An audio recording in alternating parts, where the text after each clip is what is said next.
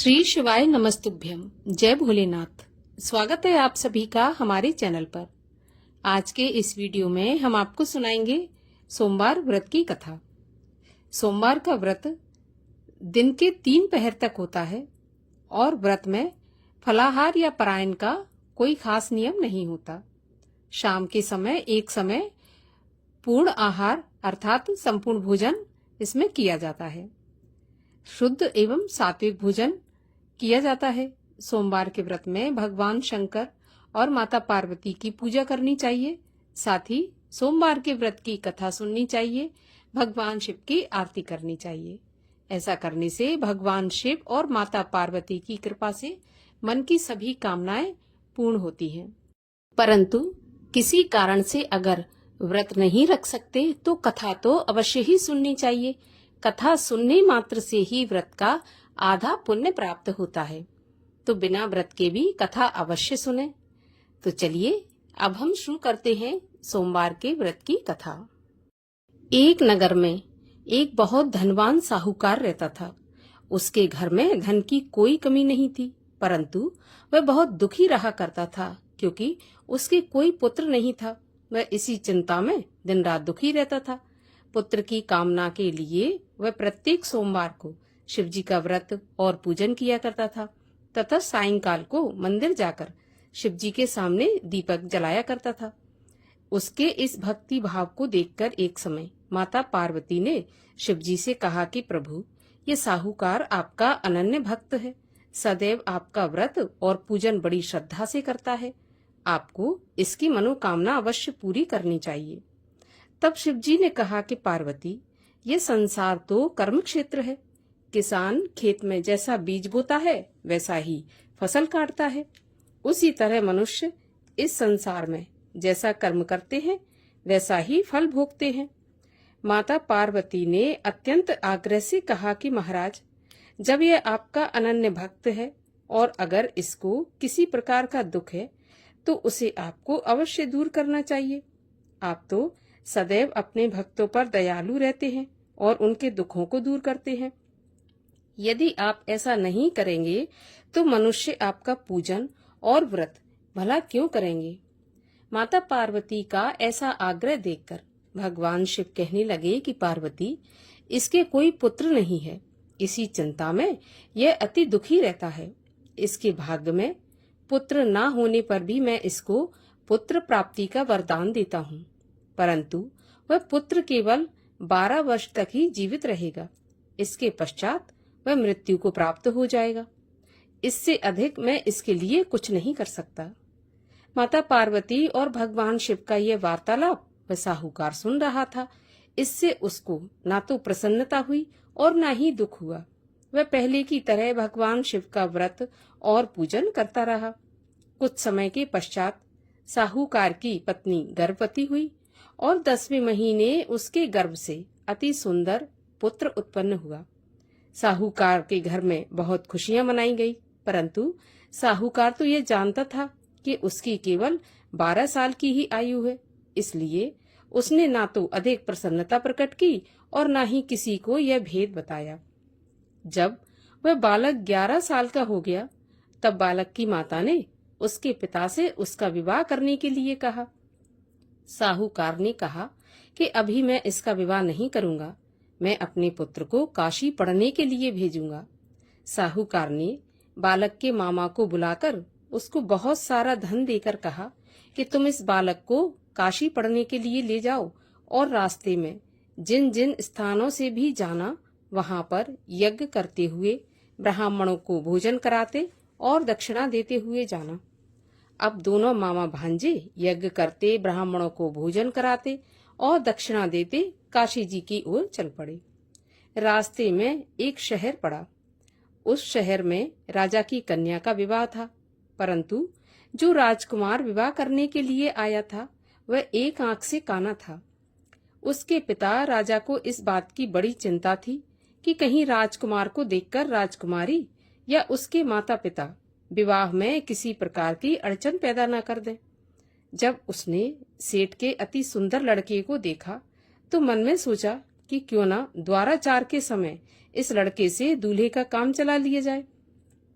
ऐसा मन में विचार कर उस राजकुमार के पिता ने उस लड़के और उसके मामा से बात की तो वे राजी हो गए। फिर साहूकार के लड़के को दूल्हे के कपड़े पहनाकर और घोड़ी चढ़ाकर कन्या के द्वार पर ले गए। सभी कार्य प्रसन्नता से पूरे हो गए। राजकुमार के पिता ने सोचा कि यदि विवाह भी इसी लड़के से करा दिया जाए तो इसमें बुराई क्या है।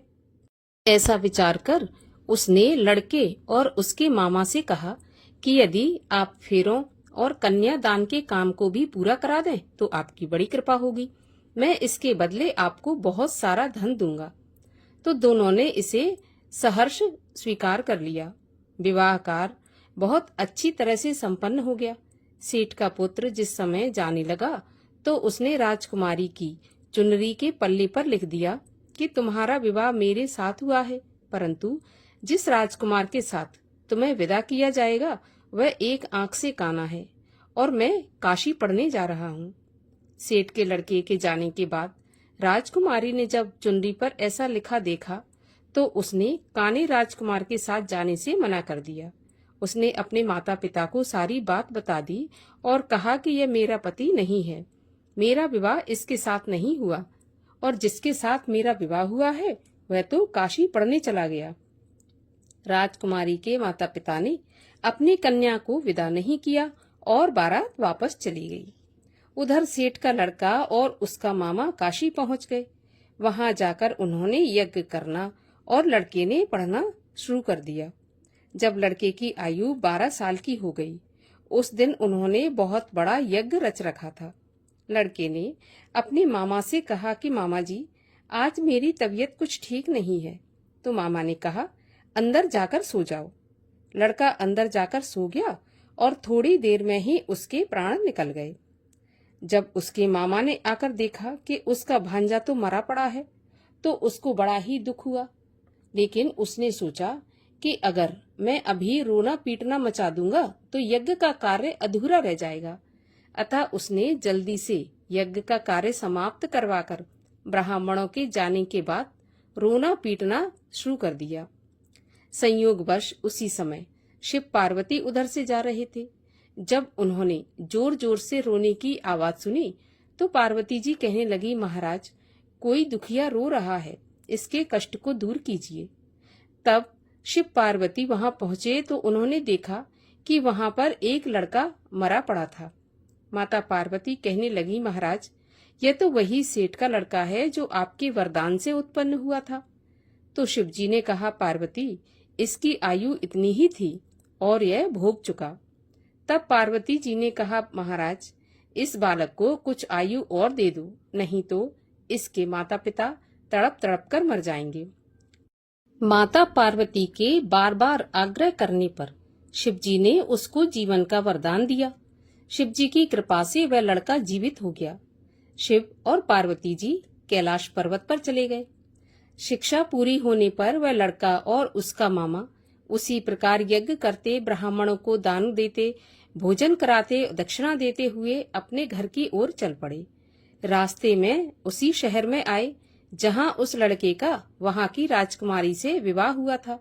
वहां आकर उन्होंने यज्ञ आरंभ कर दिया। उस लड़के के ससुर वहां के राजा ने उसको पहचान लिया और महल में ले जाकर उसकी बहुत आवभगत की। फिर बहुत से दास दासियों सहित आदर पूर्वक अपनी राजकुमारी और जवाई राजा को विदा कर दिया। जब वे अपने शहर के निकट आए तो मामा ने कहा कि मैं पहले तुम्हारे घर जाकर तुम्हारे माता पिता को खबर देकर आता हूँ। जब उस लड़के का मामा घर पहुंचा तो उसने देखा कि लड़के के माता पिता घर की छत पर बैठे थे।